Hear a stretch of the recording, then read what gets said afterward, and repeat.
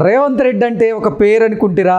రేవంత్ రెడ్డి అంటే ఒక బ్రాండ్ అంటూ నిన్న రేవంత్ రెడ్డి గారు సినీ ప్రముఖులతో తెలంగాణ ప్రభుత్వాన్ని అలాగే రేవంత్ రెడ్డిని మీరు తక్కువ అంచనా వేయకండి అంటూ వారికి సున్నితంగా తెలియజేసినట్లుగా ఒక వార్త సోషల్ మీడియాలో చక్కర్లు కొడుతున్న నేపథ్యంలో అసలు నిన్న రేవంత్ రెడ్డి సినీ ప్రముఖుల భేటీలో ఏం చర్చించారు, అసలు ఈ కమెంట్స్ రేవంత్ రెడ్డి చేశారా లేదా అనేది మనం విశ్లేషణ చేసుకునేటువంటి ప్రయత్నం చేద్దాం. ప్రస్తుతం మనతో పాటు ఉన్నారు ప్రముఖ సినీ రాజకీయ విశ్లేషకులు, ప్రముఖ సీనియర్ జర్నలిస్ట్ యజ్ఞమూర్తి గారు. వారితో మాట్లాడదాం. యజ్ఞమూర్తి గారు నమస్తే అండి. నమస్తే కృష్ణ. నిన్న రేవంత్ రెడ్డితో సినీ ప్రముఖులు భేటీ అయినటువంటి నేపథ్యంలో సినీ ప్రముఖులతో రేవంత్ రెడ్డి గారు మాట్లాడుతూ రేవంత్ రెడ్డి అంటే ఒక పేరు అనుకుంటారేమో, రేవంత్ రెడ్డి అంటే ఒక బ్రాండ్, తెలంగాణ ప్రభుత్వాన్ని రేవంత్ రెడ్డిని తక్కువ చేసేలాగా మీరు మాట్లాడకండి అంటూ సినీ ప్రముఖులకి రేవంత్ రెడ్డి చురకలంటించినట్లుగా కూడా ఒక వార్త సోషల్ మీడియాలో చక్కర్లు కొడుతూ ఉంది. ఏంటి అసలు ఆ వార్తలో వాస్తవం ఉందంటారు? మన ప్రధానంగా ఒకటి అల్లు అర్జున్ అరెస్ట్ జరిగినప్పుడు ఎక్కువగా వినిపించినటువంటి ఒక వ్యాఖ్య ఏంటి, ఈయన ఆ సినిమా సక్సెస్ మీట్లో, పుష్ప 2 సినిమా సక్సెస్ మీట్లో రేవంత్ రెడ్డి పేరు మర్చిపోయాడు చెప్పడం. దాంతో ఆయన ఈగో దెబ్బతింది, రేవంత్ రెడ్డి గారు ఈగో దెబ్బతింది, అందుకని అరెస్ట్ చేయించారు అన్నట్టుగా కొంతమంది దాన్ని ప్రచారంలోకి తీసుకొచ్చారు. ఆ వ్యాఖ్యలు ఎక్కువగా వైరల్ అవడం మనం చూసాం. ఇది నిన్న ప్రస్తావనకు వచ్చినట్టుగా మనకు సమాచారం అందుతుంది. వీళ్ళ భేటీలో 45-46 మంది సినిమా ప్రముఖులు, ఎలాంటి వాళ్ళు ఉన్నారు? రాఘవేంద్రరావు, స్వయంగా అల్లు అరవింద్ ఉన్నాడు, త్రివిక్రమ్ లాంటి డైరెక్టర్ ఉన్నాడు, రాఘవేంద్రరావు గారి పేరు ఫస్ట్ చెప్పాను, అలాగే సురేష్ బాబు ఉన్నాడు. ఇండస్ట్రీలో ఉన్న ప్రముఖులందరూ, సి కళ్యాణ్ లాంటి వాళ్ళు, పెద్ద మనుషులు అనుకునే వాళ్ళు కూడా వచ్చారు అందులో. అలాగే ప్రముఖ నిర్మాతలు వచ్చారు, మాలో ఎవరైతే ఎగ్జిక్యూటివ్ బాడీలో ఉన్నారో వాళ్ళు వచ్చారు, ప్రముఖ హీరోలు వచ్చారు. అలాగే చెప్పాలంటే ఈ దర్శకుల్లో బోయపాటి లాంటి వాళ్ళు కూడా, త్రివిక్రమే కాకుండా బోయపాటి లాంటి వాళ్ళు ఉన్నారు, ప్రశాంత్ వర్మ ఉన్నాడు, అనిల్ రావుపూడి ఉన్నాడు. సో ఇలాంటి వాళ్ళందరూ కూడా, బాబీ ఉన్నాడు. సో రేపు సంక్రాంతి సినిమాల డైరెక్టర్లు ఉన్నారు. అలాగే దిల్ రాజు ఎడదిరిగి ఎఫ్డీసీ చైర్మన్ హోదాలో ఉన్నాడు. ఇంతమంది ప్రముఖులంతా, ఇంకా నాగార్జున, వెంకటేష్ ఇలాంటి పెద్ద టాప్ హీరోలు ఉన్నారు, సీనియర్ టాప్ హీరోలు. సో వీళ్ళలో నాగార్జున స్వయంగా ఒక బాధితుడు అనే అభిప్రాయం ఉందనేది మనకు తెలుసు. సో అట్లాగే లేటెస్ట్గా అల్లు అర్జున్ వ్యవహారంలో ఒక బాధితుడైనటువంటి అల్లు అరవింద్ అక్కడ ఉన్నారు. సో ఈ నేపథ్యంలో అక్కడ ఈ టాపిక్ కూడా వచ్చింది.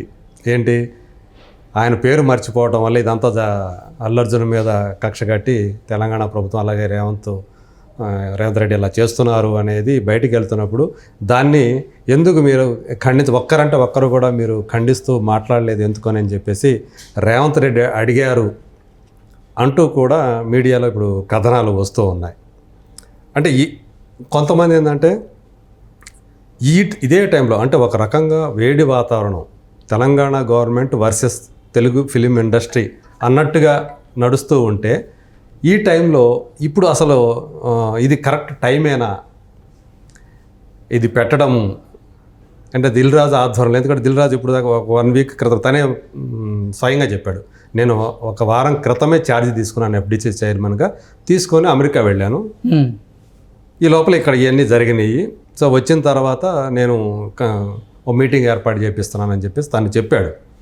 సో ఇప్పుడు ఈ టైం ఒక నిజమే కరెక్ట్ టైమా కాదా అనే చర్చ కూడా నడుస్తూ ఉంది. ఎందుకంటే అల్లు అర్జున్ వ్యవహారం వల్లే ఇప్పుడు తెలుగు చిత్రసీమనంతా కూడా తన దగ్గరికి రప్పించుకుంటున్నాడు ఈ టైంలో. సో వాళ్ళని ఒక రకంగా చెప్పాలంటే రేవంత్ని తక్కువగా అంచనా వేయద్దు, మీరు అన్నదానికి ఇదే అనమాట. అంటే ఇప్పుడు పుష్ప డైలాగ్ చెప్పాలంటే రేవంత్ రెడ్డి అంటే ఒక పేరు అనుకుంటారా, కాదు, రేవంత్ రెడ్డి అంటే ఒక బ్రాండ్ అనేది చెప్పే ప్రయత్నం చేశారు అంటూ కొంతమంది సోషల్ మీడియాలో ఆ థీరీని బయటికి తీసుకొస్తున్నారు. ఎందుకంటే హైడ్రా అనే దాన్ని పెట్టి అందులో మొట్టమొదటగానే సో నాగార్జున గారి కన్వెన్షన్ సెంటర్ని కూల్చివేయటం దగ్గర నుంచి చూసుకుంటే, సో అప్పుడే ఆయన సంకేతాలు పంపారు, వీళ్ళకే ఇండస్ట్రీ వాళ్ళు గ్రహించుకోలేదు. ఎందుకంటే తెలంగాణ ఇప్పుడు వీళ్ళు కాంగ్రెస్ గవర్నమెంట్ వచ్చి 1 year అయిపోయింది. ఈ 1 yearలో అసలు తెలంగాణ ప్రభుత్వాన్ని కానీ రేవంత్ రెడ్డి గారిని కానీ కనీసం ఒక సినిమాటోగ్రఫీ మినిస్టర్ అయినటువంటి కోమటిరెడ్డి వెంకటరెడ్డి గారిని కానీ వీళ్ళెవరూ కూడా మామూలుగా అయితే ఎవరైనా సరే సినిమాటోగ్రఫీ మినిస్టర్ అయినప్పుడు గత ప్రభుత్వాలు చూసుకుంటే అది ఎవరైతే సినిమాటోగ్రఫీ మినిస్టర్గా ఆ పేరు వచ్చిందో లేకపోతే ఆయన ప్రమాణ స్వీకారం చేశారో వెంటనే ఆయన దగ్గరికి వెళ్ళేసి ఇండస్ట్రీ వాళ్ళు శాలువాలు కప్పడం ఇవన్నీ చూసేవాళ్ళం. అలాగే ముఖ్యమంత్రులు కలవడం చూసేవాళ్ళం. అలాంటిది ఇక్కడ ఈ 1 year అయినా కూడా అసలు తెలంగాణ ప్రభుత్వాన్నే పట్టించుకోవట్లేదు వీళ్ళు. అసలు ఒక గవర్నమెంట్ అనేది ఉందా లేదా అన్నట్టుగా వీళ్ళు బిహేవ్ చేస్తున్నారు ఇండస్ట్రీ వాళ్ళు. కాదు, ఇక్కడ గవర్నమెంట్ ఉంది, మీరు ఏం చేసినా కూడా సినిమా వాళ్ళు అని చెప్పి లేదా సెలబ్రిటీలు అని చెప్పి మీరు ఏం చేసినా చెల్లుబాటు కాదు, చట్టం అనేది అందరికీ సమానమే, అందరికీ వర్తిస్తుంది అనే అభిప్రాయాన్ని మెసేజ్ని ఈయన రేవంత్ రెడ్డి గారు ఇవ్వాలనుకున్నారు. అందు గురించే నిన్న భేటీ జరిగింది అనేది చాలామంది చెప్తున్నటువంటి ఒక థియరీ. నిజంగానే అంటే మొత్తం ఇప్పటికీ ఫిలిం ఇండస్ట్రీకి ఒక అవగాహన వచ్చే ఉంటుంది నిన్నటి జరిగినటువంటి భేటీతోటి. సో అక్కడ కూడా ఆ భేటీలో కూడా చిత్ర పరిశ్రమ ఎదుర్కొంటున్న సమస్యలు ఏంటి అనేది కాకుండా ప్రభుత్వం ఏమేం కార్యక్రమాలు చేపడుతోంది, ఒక టూరిజం డెవలప్మెంట్ గురించి కానివ్వండి, యాంటీ డ్రగ్స్ క్యాంపెయిన్ విషయంలో కానివ్వండి, అలాగే మిగతా ఏదైతే ప్రభుత్వం రాబోయే రోజుల్లో చేపట్టబోతోందో సామాజిక కార్యక్రమాలకు సంబంధించి ఏవైతే ఉన్నాయో ఆ ప్రచారాల నిమిత్తం వాటిలో ఖచ్చితంగా సినిమా వాళ్ళు భాగస్వాములు కావాలి, వాళ్ళు ప్రచారం తీసుకెళ్ళాలి. అంటే ప్రభుత్వ కార్యక్రమాల్ని సినిమా వాళ్ళు తమ మీద వేసుకొని అవి తమవిగా భావించి ప్రజల్లోకి వాటిని తీసుకెళ్ళాలి. అంటే దీనివల్ల రేవంత్ రెడ్డికి 2 ప్రయోజనాలు నెరవేరుతున్నాయి. ఒకటి, సినిమా వాళ్ళు ప్రభుత్వం లోబడి ఉండేటట్లుగా పనిచేయటం ఒకటి, ప్రభుత్వ కార్యక్రమాలకు సంబంధించినటువంటి ఏవైతే ఉంటాయో వాటికి వీళ్ళు బ్రాండ్ అంబాసిడర్గా తెలుగు చిత్రసీమ వాళ్ళు ఫ్రీగా ప్రచారం చేయటం. ఓకే, వాళ్ళు దీనివల్ల అవి జనాల్లోకి ఎక్కువగా వెళ్ళే అవకాశం ఉంటుంది. అలా ప్రభుత్వ ఇమేజీ పెరుగుతుంది, రేవంత్ రెడ్డి ఇమేజీ పెరుగుతుంది జనాల్లో. సో నిన్న చిత్ర పరిశ్రమ పెద్దలతో రేవంత్ రెడ్డి అంటే ఒక పేరు అనుకుంటారేమో, రేవంత్ రెడ్డి అంటే ఒక బ్రాండ్ అనేటువంటి సంకేతాలు ఇచ్చిన మాట అయితే వాస్తవం అంటారా? ఖచ్చితంగా ఇదే ఇప్పుడు ఏదైతే నేను చెప్తున్నానో దీంతో ఖచ్చితంగా వాళ్ళందరూ కూడా ఇండస్ట్రీలో ఉన్న ఇప్పుడు ఎవరైతే ఆ మీటింగ్కి అటెండ్ అయ్యారో వాళ్ళలో కూడా కొంతమంది ఇదే మాట మాట్లాడుకున్నారని కూడా మనకు తెలుస్తోంది. సో రేవంత్ రెడ్డి అంటే మామూలు ఉత్త పేరు కదరా, బ్రాండ్ సో అనేది వాళ్ళే ఆ మీటింగ్కి వెళ్ళిన వాళ్ళలోనే కొంతమంది ఈ డైలాగులు కూడా చెప్పుకున్నారని చెప్పేసి మనకు తెలుస్తూ ఉంది.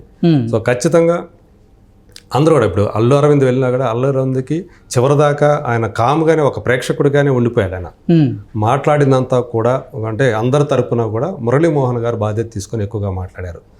అలాగే సురేష్ బాబు అంటే దీన్ని ఇంటర్నేషనల్ హబ్గా చెయ్యాలంటే ఏం చేయొచ్చో చెప్పండి అన్నప్పుడు సురేష్ బాబు ఆయన కొంచెం విజనరీ, కొంచెం అడ్వాన్స్డ్గా ఉంటారు. ఆయనకి టెక్నికాలిటీస్ చాలా బాగా తెలుసు, సినిమా ఇండస్ట్రీకి సంబంధించి బిజినెస్కి సంబంధించి చాలా తెలుసు. సో ఆయన కొంచెం దానికి సంబంధించి ఆయన సలహాలేవో సూచనలేవో ఇచ్చారని చెప్పేసి చెప్తున్నారు. అల్లు అరవింద్ మాత్రం చివరిదాకా ఆయన మౌనంగానే ఉన్నారు. సో చివరిలో ఆయనకు కూడా మీరు కూడా ఏదైనా సలహా ఇస్తారంటే ఆయన చాలా ఏదో చిన్నగా చెప్పి ఎక్కువ కూడా మాట్లాడలేదని చెప్పేసి మనకు తెలుస్తూ ఉంది. సో మొత్తానికి నిన్నటి భేటీలో కూడా కంప్లీట్గా రేవంత్ రెడ్డి కనుసన్నల్లోనే, రేవంత్ రెడ్డి డామినేషన్లోనే పూర్తి స్థాయిలో ఆ మీటింగ్ జరిగిందంటున్నారు. అందుకనే రేవంత్ రెడ్డి హిట్టు, సినిమా వాళ్ళు ఫ్లాపు నిన్నటి భేటీలో అన్నట్టుగా కూడా ఒక వ్యాఖ్యలు బయటకు వచ్చాయి. సోషల్ మీడియాలో కూడా అదే జరుగుతూ ఉంది. సో నిజంగానే మనం ఖచ్చితంగా ఇది అనుకోవచ్చు. సో రేవంత్ రెడ్డి అనేది ఒక బ్రాండ్ అనేది మాత్రం అందరికీ కూడా ఆ ఫీలర్ని అయితే ఆయన వదిలినట్టుగా మనం భావించాలి. Okay sir, thank you so much. Thank you.